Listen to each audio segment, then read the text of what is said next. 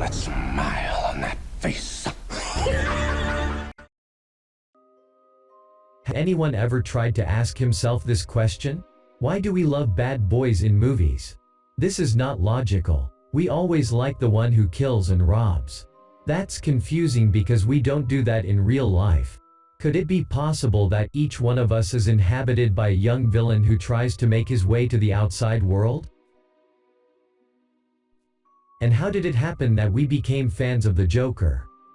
After being seen as a secondary character in Batman's films for a long period of time, he now has become the protagonist of his own films and series. This video is sponsored by Joker and Memory Merch Store. Choose from their special designs and receive your orders in less than 9 days with their premium packaging and shipping service. They're now doing the Joker sale. Enjoy a 10% off when you purchase any item by using this code. Head over to the store and pick your favorite Joker design. The link is in description box down. The latest Joker's films by Joaquin Phoenix, which was released in October 2019, broke the scales and made more than $500 million in the first 2 weeks of its release. But the thing that is even more surprising is the sympathy and admiration that was shown by viewers towards the Joker. But why? Why would viewers love such a criminal and murderer? Well, let me tell you a little story. In 1940, in DC Comics Batman magazines, the Joker's first appearance was at the hands of 3 actors: Bob Kane, Bill Finger and the big painter, Jerry Robinson. In the book entitled, Joker: A Serious Study of Clown, the Prince of Crime.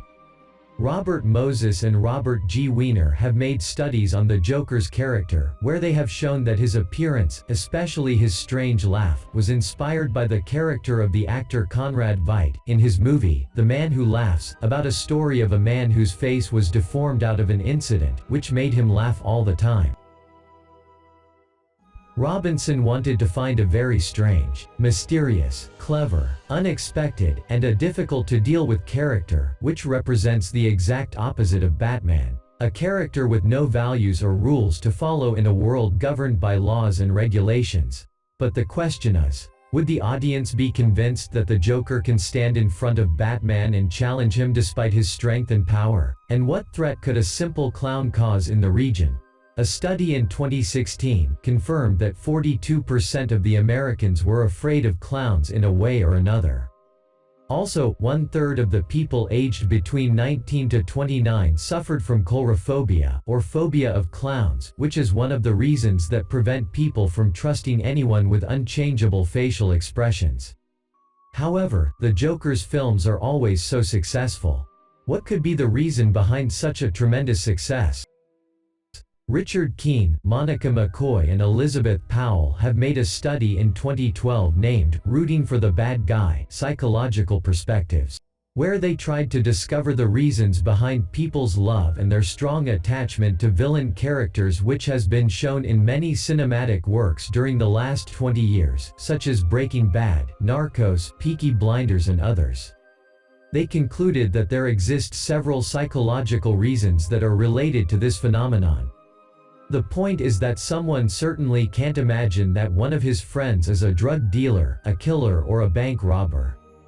But when it comes to movies and series, he strongly admires the antagonists, who are most of the times villains, and consider them an important element which determines his choice whether it is good to be watched or not. One of the reasons shown in the study is fundamental attribution error. To explain that with an example, if you see someone doing something wrong, you would ultimately attribute it to his qualities and say, he has done that because he is a bad person. But if it's your friend or a close one to you who did it, you'd say, he certainly did that because of his difficult personal circumstances. It is the same case with movies. Once you know the circumstances of the antagonist and the pressures he suffered from, you sympathize with him and accept any act he does.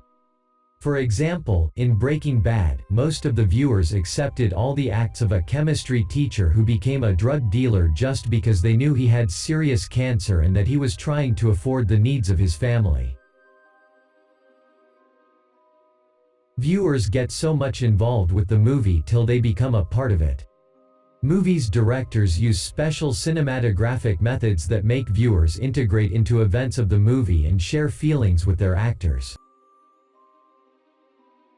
Another reason the study has highlighted mere exposure effect, which means anything that a person experiences often, he ends up by loving it more, even than he used to hate it at first. And Batman also needed a villain who could survive for a long period of time, not just an obstacle that stands in front of him which he would be able to defeat easily. In addition to that, appearance and beauty have a lot to do with how viewers evaluate the movie's characters. Because as Leo Tolstoy said, it's amazing how complete is the delusion that beauty is goodness.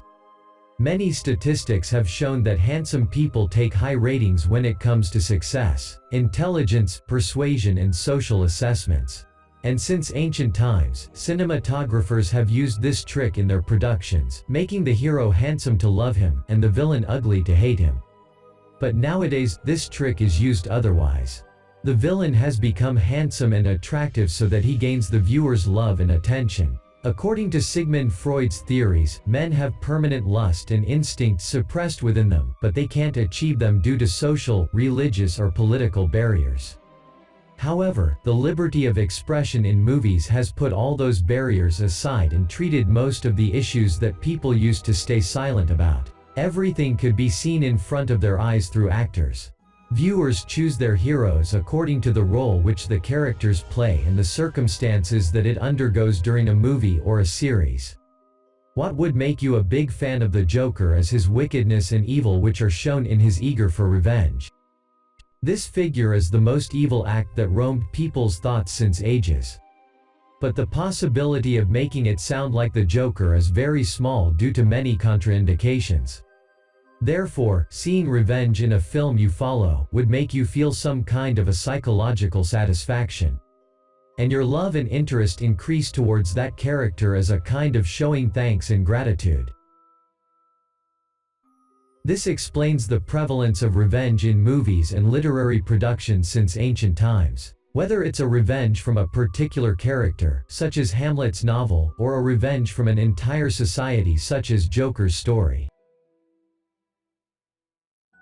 The latest Joker movie has shown to us clearly his revenge from the greedy capitalist community after all the tragedies and harm he has suffered from. Many specialists think that the Joker's character which appeared in the film is a reflection of many young people who carry rebellious ideas rejecting the reality and all the political and illegal systems in the world. The loss of confidence in the world could be one of the main reasons that led to people's love to anti-heroes who try to change their world and their reality, and the Joker is not the first character who got people's admiration. They also loved Thanos who tried to destroy the whole planet.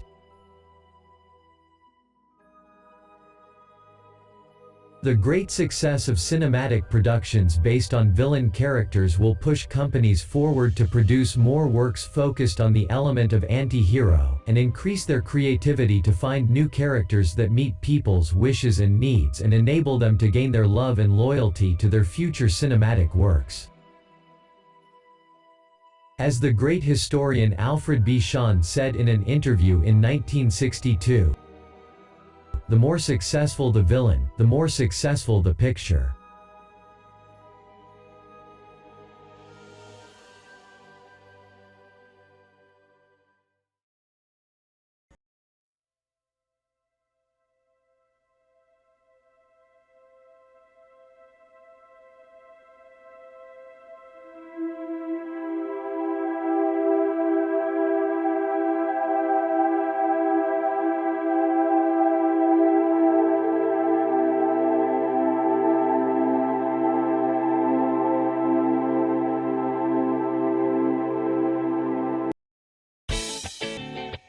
Don't forget to subscribe to our YouTube channel. You don't want to miss the next videos.